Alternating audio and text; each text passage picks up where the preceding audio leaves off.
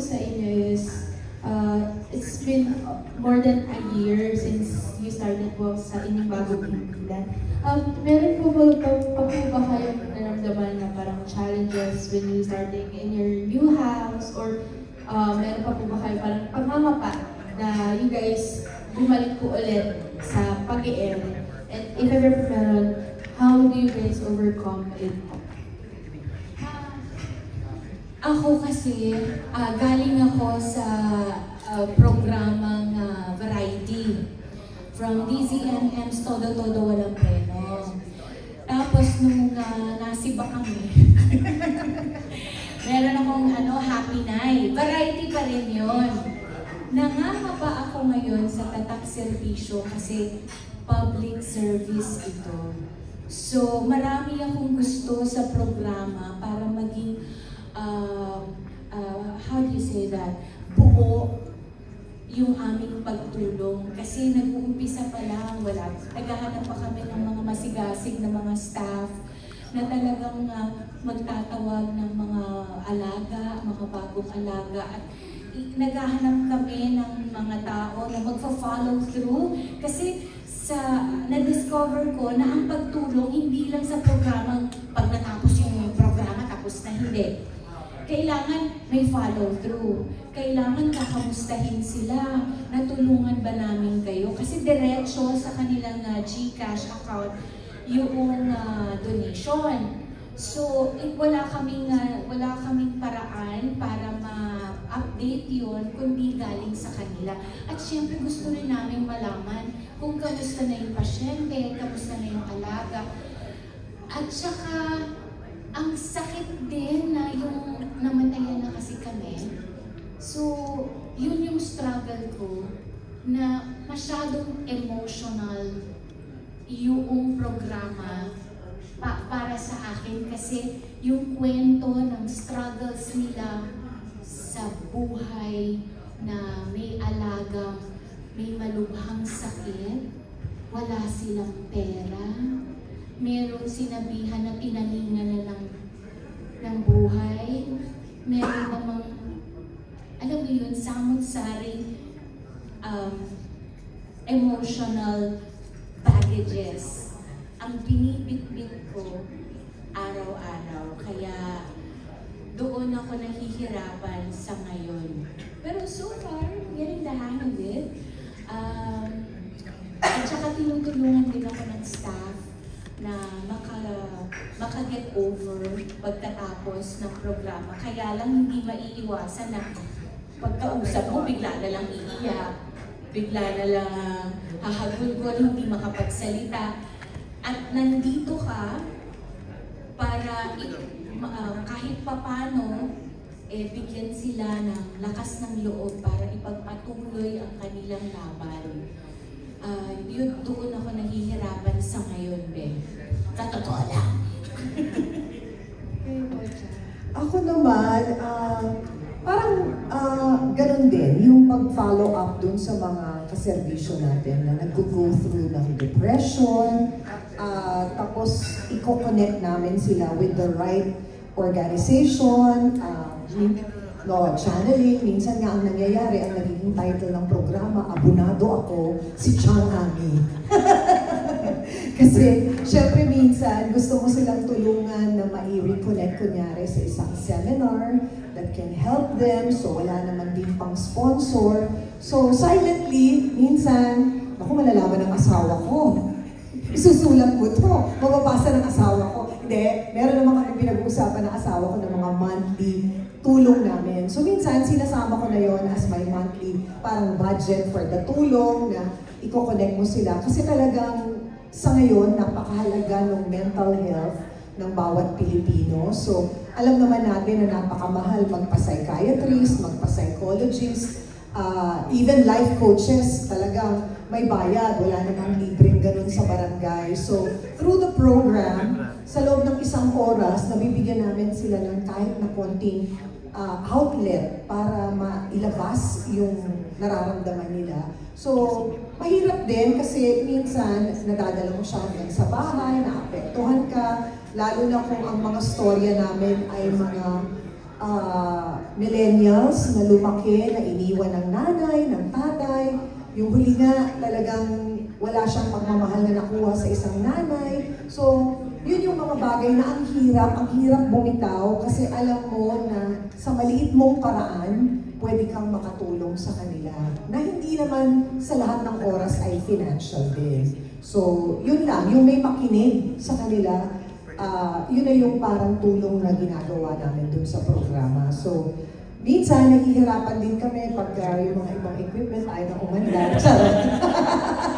Kasama yun sa challenge. Dahil alam naman natin, Nico, napatawa ka, alam mo yun, galing ka doon. So, yun, minsan, sisikuhin mo gano'n para umandar. Pupukpukin mo gano'n. Yan, gano'n lang.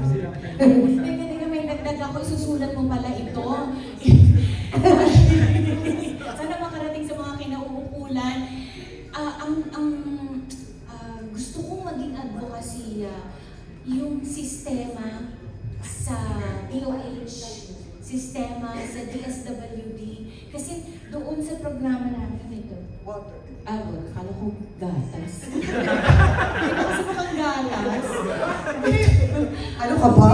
Sorry naman. Gen X ka talaga. Ito na water ng mga millennial na yun. Gatas, oh. May cereals kayo. Yun, kasi at nagagalit ako na pag naririnig ko yung bilyon-bilyon na nilulustay ng mga ibang tao sa gobyerno, di ba tumataas yung kilay ko?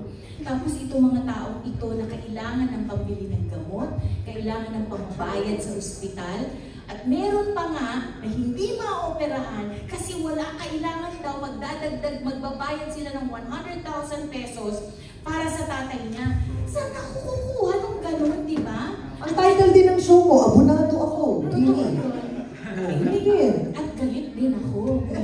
Kasi di ba, sana makarating sa mga kinauukulan. Ang hirap din nilang tawagan. Ito na po, lumalabas na po mga sama ng loob niya. Yung mga frustration namin sa gobyerno na di ba dapat open sila? Hindi, kailangan mag-appointment ka din para magtanong ng question na isa lang. Na isa-isa kong nadi-discover from my program every day na yung puso ko tuloy sobrang durog na durog. Dahil ang daming nangangailangan ng tulong para sa pagpapagaling. At hindi lang basta sakit, ibang klaseng sakit. Nakarinig na ba kayo ng batang pinanganak na walang bungo? Walang bungo. Walang bungo. Malambot ang ulo ng bata. Kasi hindi siya na-develop sa sinapupunan. Kaya yan, ibang klase yun. Buti ko, sorry, not exactly saying this is a better option, but buti ko pinanganak mo, Teddy na, hindi. Aalagaan mo yun. Bubuhayin mo yun. Ibang klase ang pag-aalaga doon. Wala akong pera. Diba? Siya mga anak ko, bunso yun. Hindi niya alam, hindi siya nakatapos ng pag-aaral. O sinong sumusuporta? Wala. So pupunta sa programa natin, hoping na makakakuha sila ng tulong doon. Tapos mariringgan mo na ayaw silang tingnan ng mga ospital kasi wala silang pambayad.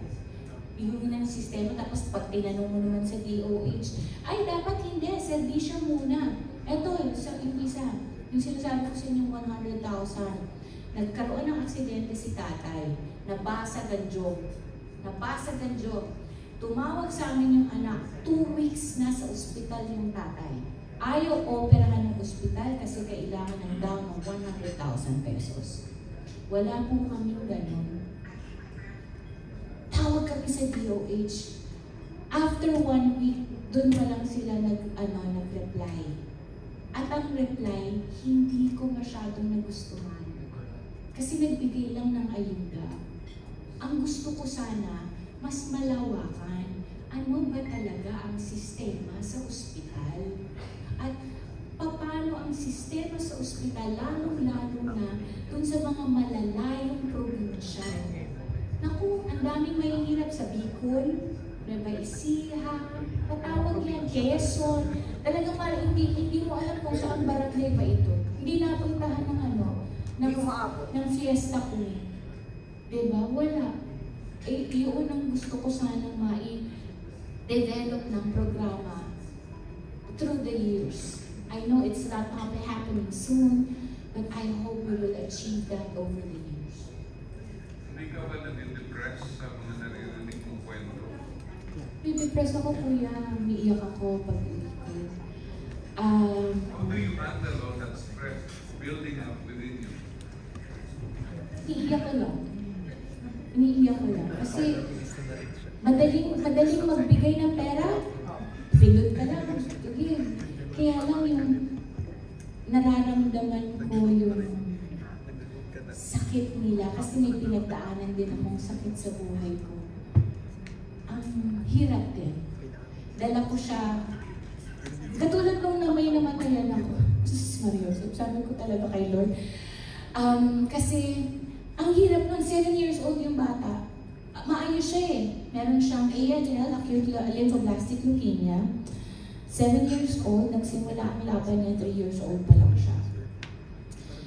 May kausap ako, ay, Ma'am Winnie, naalala niyo po si Zach? Oh, namatay na. Ha? Oo, kalaro po yun ng anak ko eh. Nakakatuwa nga sila kahit nakaswero, naglalaro sila si Zach.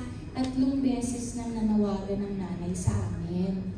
2 weeks before he died, kausap ko yung tatay niya, si Alex, na ka-ICU si Zach kasi nagka-pneumonia. Sama ng loob ko. Minsan ko dinadaan ko sa kanin. Pagka lunchtime, kung nagutom ako, kumakain kami nun saan, punta kami ng Ever, ng anak ko. Sabi ko, halika, kain tayo, kain ako. Kailangan ng jogging pants ng apo. Halika dito, baka may jogging pants. Punta kami sa department store. Lo and behold, hi Ma'am Winnie! Naalala niyo si Zach? Sa isip ko talaga, oo nga ako po yung tatay. Ikaw si Alex? Natatandaan ko. Nandito po ako, bumibili po ako ng pamburol ni Zach. Sabi ko talaga, even now I want to cry. Sabi ko, tapos binidyo call pa yung nanay. Sabi ko talaga, Lord, bakit? Hanggang dito ba? Hanggang dito. Talagang dumot ako sa bag ko. Ito, bumili ko na ako ng magandang barong. Ito pa, bumili ka ng pantalon. And I wanted to really get away from him. It's so hard and it's so frustrating. Kasi ang gusto natin gumaling sila. It's not easy, sir. It's not easy. Actually, ino-offeran ako amay ng stasyon ng debriefing. Inintay ko po kung kayo. Sa sarili ko, napag-aaralan naman po. That's a good thing about this. Napag-aaralan naman po kasi wala naman akong choice. This is not just a job, but a mission given to me by the Lord, and I have to accomplish it.